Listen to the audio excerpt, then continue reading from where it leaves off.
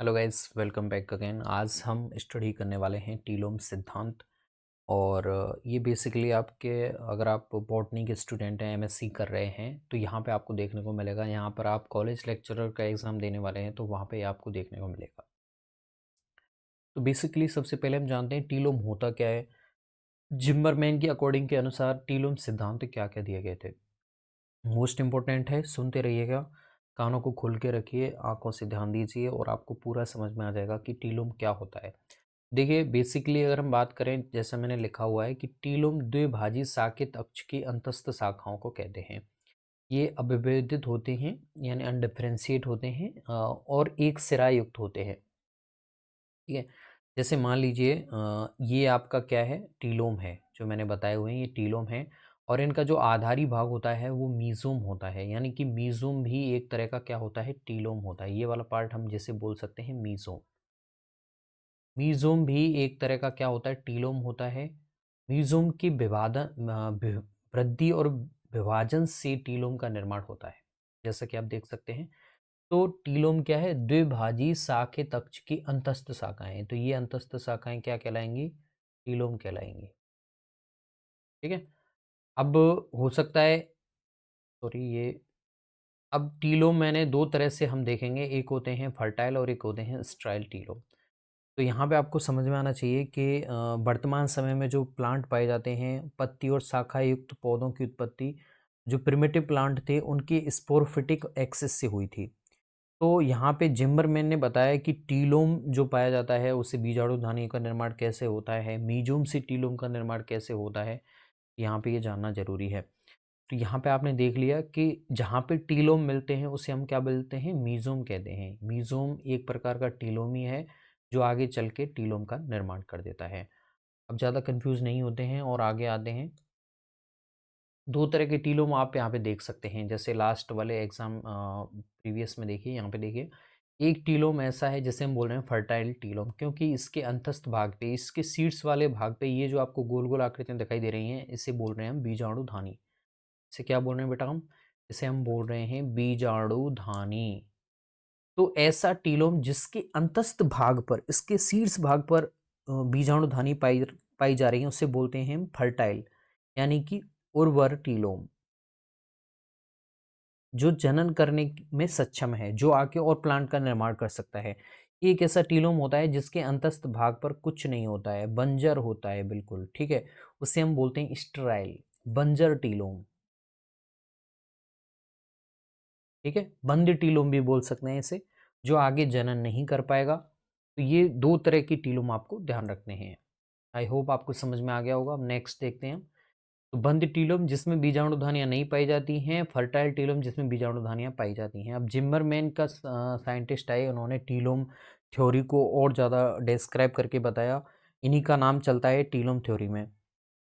ठीक है। तो इनके अकॉर्डिंग 5 थ्योरीज हैं जो इन्होंने दी कि पादप के विकास में निम्न जो प्राथमिक क्रियाएं हैं देखी जा सकती हैं। एक तो देखी जा सकती है ओवरटॉपिंग, एक देखी जा सकती है सिंजेनेसिस, एक देखी जा सकती है कर्वेशन, एक देख सकते हैं हम समतलन जिसे हम बोलते हैं प्लानेशन, और एक देखी जा सकती है रिडक्शन। इस तरह से टीलोम में विभाजन होंगे। और हम आगे जैसे टेरिडो ब्राइफाइट से टेरिडो पे जाएंगे, टेरिडो से जिम्नो पे जाएंगे, जिम्नो से एंजियो पे जाएंगे, वहाँ पे अलग अलग प्रकार की टीलोम आपको देखने को मिलेंगे। सबसे पहली प्रक्रिया हम देखते हैं ओवरटॉपिंग, सॉरी, ओवरटॉपिंग। ठीक है। तो देखिए, इस प्रक्रिया में द्विभाजी शाखन से बनी दो शाखाओं में से एक शाखा अपेक्षाकृत कैसी हो जाती है, बड़ी और ज्यादा मजबूत हो जाती है, और यह ऊर्ध्व शाखा के रूप में वृद्धि करती है। ये कैसे वृद्धि करती है, ऊर्ध्व शाखा के रूप में। ठीक है। और एक पार्श्व शाखा के रूप में वृद्धि करती है, जो कि अपेक्षाकृत कैसी रह जाती है, कमजोर रह जाती है। और एक कैसी हो जाती है, मजबूत हो जाती है, जो ऊर्ध्व शाखा के रूप में वृद्धि करती है। पहले कैसे थे, पास पास में थे टीलोम। अब इसमें क्या हो गया है, पहले ये इस शाखन को बोल सकते हैं हम द्विलाक्षी शाखन। ठीक है। द्विभाजी शाखन इसे हम बोल सकते हैं। अब द्विभाजी शाखन किस में चेंज हो गया है, एक लाक्षी शाखन में, क्योंकि यहाँ पे एक ही टीलोम है जो दिखाई दे रहा है, एक पार्श्व रूप में कमजोर हो जाता है। तो इस प्रकार का जो टीलोम है आपको टेरिडोफाइट में द्विभाजी शाकन सामान्य रूप से मिलता है टेरिडोफाइट्स में। ये वाला जो मिलेगा वो किसमें मिलेगा? टेरिडोफाइट्स में। लेकिन जैसे-जैसे आप डेवलपिंग क्लास किंगडम की ओर जाएँगे, प्लांट किंगडम की ओर, तो यहाँ पे प्रगत जो वंश होते हैं, जो ज़्यादातर प्रगत वंश होते हैं, एडवांस जैसे जिम्नोरेंजियो, वहाँ पे 1 लाख की शाखन आपको देखने को मिलेगा। आई होप ये आपको समझ में आ गया होगा। अब नेक्स्ट आते हैं हम, जिसका नाम है समतलन। और समतलन के आधार पे हम समझाते हैं कि अरीय सम्मिति जैसे मान लीजिए ये आपका एक जीव है, यहाँ पर प्लांट है, इसे किसी भी एक्सिस से काटिए, ये हमेशा 2 समान भागों में कटेगा। जबकि द्विपार्श्व सम्मिति होती है, किसी एक विशिष्ट अक्ष से काटने पर ही वो 2 समान अक्षों में कटेगा। ठीक है? तो इसका एक अक्ष है जो उसे सीमित कर दे रहा है, जबकि इसके कई सारे अक्ष हैं जिसे कहीं से भी उसे काट लीजिए, हमेशा 2 समान भागों में आपको मिलेगा। तो समतलन के आधार पर अरीय सममिति वाले अंगों से द्विपार्श्व सममिति वाले अंगों के विकास को समझाया जाता है। इस प्रक्रिया में क्या होता है? द्विभाजी शाखन से निर्मित समान लंबाई की शाखाएं हैं जो कभी-कभी एक से अधिक तलों में होती हैं, एक ही तल में आ जाती हैं। अब देखिए ये तल थोड़ा-सा नीचे है, ये वाला तल थोड़ा-सा ऊपर है। यहाँ पे देख सकते हैं कुछ समय बाद इनमें क्या हुआ है? समतलन प्रोसेस हुई है और ये अब कैसे हो गए हैं? एक ही तल में आ गए हैं। देखिए एक ही तल में आ गए हैं, कोई ऊपर नीचे नहीं है। तो इसके आधार पे आप समझा सकते हैं कि अरीय सममिति वाले अंगों से द्विपार्श्व सममिति वाले अंगों का निर्माण कैसे होता है। आगे आ जाते हैं, सहजनन जिसे हम बोलते हैं सिंजेनेसिस। इस प्रक्रिया में क्या होता है? जो स्पोरोफाइट होते हैं उनकी टीलोम और मीजोम पैरेन्काइमा टिश्यू की एक सतह के अंदर आ जाते हैं। जैसे मान लीजिए ये क्या था? कलर चेंज कर लेने दीजिए मुझे। ये दोनों क्या हैं? टीलोम हैं, सॉरी। ये टीलोम है और ये वाला पार्ट क्या है? मीजोम है। अब देखिए ये है ना, ये पेरेन्काइमेटिस सतह के अंदर आते चले जाते हैं। ये जो आप देख रहे हो ना सतह, ये जो जालनुमा संरचना बन रही है, इनमें संलयन और जालन प्रक्रिया के द्वारा फ्यूजन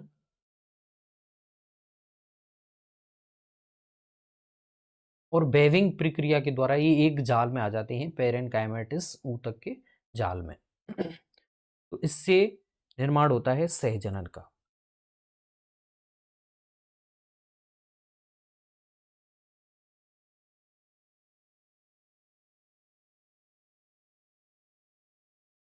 यहाँ पे आप देख सकते हो क्या प्रोसेस हुई है? फ्यूजन हुआ है, वेविंग हुआ है और आपका टीलोम और मीजोम है एक पेरेन्काइमेटिस त्वचा या फिर परत के अंदर आ जाते हैं। तो इसे बोलते हैं हम सहजनन, सिंजेनेसिस। और ये मेन इंपॉर्टेंट प्रोसेस है जिसके आधार पे आप समझा सकते हैं कि पत्तियों में द्विभाजित दीर्घ पिच्छाकार और जालिका रूपी शिराविन्यास कैसे बनता है। कौन सा? जालिका रूपी शिराविन्यास। साथ में ही स्लेजिनेला के जो जीवाश्मी प्लांट होते हैं वहाँ पे उनमें जो कौन सी बहुरंभीय जो दशा होती है उसे समझाने के लिए भी बहुरंभीय जो दशा देखी जाती है सेलेजिनेला प्लांट में, वहाँ पे बहुरंभीय दशा को बताने के लिए भी सहज जनन टीलोम प्रोसेस का यूज किया जा सकता है। ठीक है, अब हम आ जाते हैं हमारा फोर्थ पोर्शन न्यूनीकरण, जिससे हम क्या बोलते हैं? रिडक्शन। तो यहाँ पे देखिए इस प्रोसेस के द्वारा सेंटिलोम जो होता है आपका, मीजोम हो और टीलोम हो, दोनों एक सूच्याकार आकृति में यानी कि निडल निडल शेप आकृति में, निडल शेप जो आपकी सुई टाइप स्ट्रक्चर होती है, एक कांटेनुमा आकृति में ये परिवर्तित हो जाती है। ठीक है, तो इस प्रोसेस के द्वारा आप समझा सकते हैं कि लाइकोपोडियम की जो लघुपर्णी पत्तियां होती हैं उनके विकास को आप इस प्रोसेस के द्वारा समझा सकते हैं। उनमें लघुपर्णी पत्तियां कैसी पाई जाती हैं? कांटेनुमा पाई जाती हैं, इसी तरह से इस जैसी ही पाई जाती हैं। तो वहाँ पे इन पत्तियों में निर्माण ऐसे क्यों हुआ है? क्योंकि वहाँ पे न्यूनीकरण हो गया है टीलोम और मीजोम का। ठीक है, ओके, ये भी आपके समझ में आना चाहिए। अब हम आ जाते हैं वक्रण, जिसे हम बोलते हैं कर्वेशन। कर्वेशन तो देखिए ये आपका टीलोम है और ये आपके कर्वेशन आप देख रहे हो। अगर ये अपनी जो समतल ये सतह मान लीजिए, इस सतह से अपोजिट चला जाता है, बाहर की तरफ मुड़ जाता है, तो इसे हम बोलेंगे एंटी कर्वेशन। अगर अपनी जहाँ पे तल पे उपस्थित है उस तल में अगर ये अंदर की ओर आ जाती हैं टीलोम, जैसे यहाँ पे अंदर आ गई है जैसे ये तल मान लीजिए, और ये तल में ऐसे आ जाते हैं तो इसे बोलेंगे अंत्यवक्रण। अगर बाहर की तरफ मुड़ जाएंगे तो इसे बोलेंगे हम एंटी कर्वेशन। ठीक है, तो देखिए एंटी कर्वेशन किसमें दिखाई एंटी या फिर इसे हम बोल सकते हैं रिकर्वेशन। ये प्रोसेस आपको दिखाई दे सकती है स्पिनोसिडा वर्ग के सदस्यों में। बीजाणुधानियां जो होती हैं वो बीजाणुधानी धर की निचली सतह पर संलग्न होती हैं, तो ये आपको दिखाई दे सकती हैं स्पिनोप्सिडा वर्ग में बीजाणुधानियों के निर्माण के दौरान दिखाई दे सकती हैं। जबकि जो इनकर्वेशन दिखाई दे रहा है आपको, ये आपको दिखाई दे सकता है फर्ण में। फर्ण में बीजाणुधानियों का जो निर्माण होता है वो कौन सी सतह पर होता है? वेंट्रल सरफेस पे होता है। वेंट्रल सरफेस पे फर्ण में बीजाणुधानियों का निर्माण वेंट्रल सरफेस की ओर होता है। तो उनमें जो स्थिति बन रही है वो संभवतः किसका परिणाम है? वो अंत्यवक्रण का, इनकर्वेशन का परिणाम होता है। तो ये चीज है हमारे हमने देखी टीलोम सिद्धांत की प्राथमिक प्रक्रियाएं। तो वक्रण में हमने देखा कि टीलोम अगर अपने सतह के अंदर की तरफ मुड़ जाता है, जैसे फर्ण में दिखाई दिया बीजाणुधानी का निर्माण, तो ये अंत्यवक्रण कहलाएगा। और स्पिनोप्सिडा वर्ग में बीजाणुधानियों का निर्माण किस प्रोसेस के द्वारा होता है? प्रतिवक्रण की। अगला आ जाते हैं हम न्यूनीकरण। इसमें क्या होता है? लाइकोपोडियम की जो सूच्याकार पत्तियां होती हैं, कांटेनुमा पत्तियों का निर्माण इस प्रोसेस के द्वारा समझाया जा सकता है। इसमें टीलोम और मीजोम एक निडल टाइप स्ट्रक्चर में चेंज हो जाते हैं। सहजनन में क्या होता है? आपके टीलोम और मीजोम एक मृदुतक सतह के अंदर आ जाते हैं, और इसमें संलयन और जालन प्रोसेस देखी जा सकती है। और इस प्रोसेस के द्वारा आप पत्तियों में जाल का रूपी जो शिराविन्यास होता है उसे समझा सकते हैं। साथ में स्लेजिनेला के जो जीवाश्मी पादप होते हैं उनमें जो बहुरंभीय दशा पाई जाती है उसको भी इस प्रोसेस के द्वारा समझाया जा सकता है। दूसरा समतलन, जिसमें टीलोम एक दूसरे के ऊपर नीचे होते हैं, एक ही तल में नहीं होते हैं, वो एक तल में आ जाते हैं। और इस प्रोसेस के द्वारा आप समझा सकते हैं कि अरिसम्मति वाले जो प्लांट हैं वो क्यों द्विपार्श्व सम्मति में चेंज हो गए। आगे आ जाते हैं हम ओवरटॉपिंग। इसमें क्या होता है? द्विभाजी शाखन का चेंज हो जाता है एक भाजी शाखन में, क्योंकि एक टीलोम होता है वो ऊर्ध्व दिशा में वृद्धि करता है और मजबूत हो जाता है, जबकि एक पार्श्व दिशा में वृद्धि करता है और जो कि कमजोर कहलाता है। तो इस वजह से द्विभाजी शाखन देखने को मिलेगा आपके टेरिडोफाइटा में, जबकि जो विकसित वंश होते हैं जैसे जिम्नो और एंजियोस्पर्म, वहां पे आपको देखने को मिलेगा एक लाक्षी शाखन। और टीलोम हमने देख लिया है, जिसमें दो तरह के टीलोम हमने देखे। अगर उसमें बीजाणुधानी बन रही हैं तो उसे बोल रहे हैं फर्टाइल टीलोम, अगर नहीं बन रहे हैं तो उसे हम बोल रहे हैं बंध्य टीलोम। टीलोम जहाँ पे संयुक्त होंगे उसे हम बोलते हैं मीजोम। तो मीजोम भी एक तरह का टीलोम कहलाता है। मीजोम में विभाजन और वृद्धि होगी तो वो क्या बना देता है? टीलोम बना देता है। आई थिंक अब आपको टीलोम सिद्धांत समझ में आ गया होगा। I hope you will like it. अगर आपको अभी भी कन्फ्यूजन है तो आप कमेंट कर सकते हैं। मिलते हैं नई किसी वीडियो को लेकर नई किसी टॉपिक के साथ। धन्यवाद।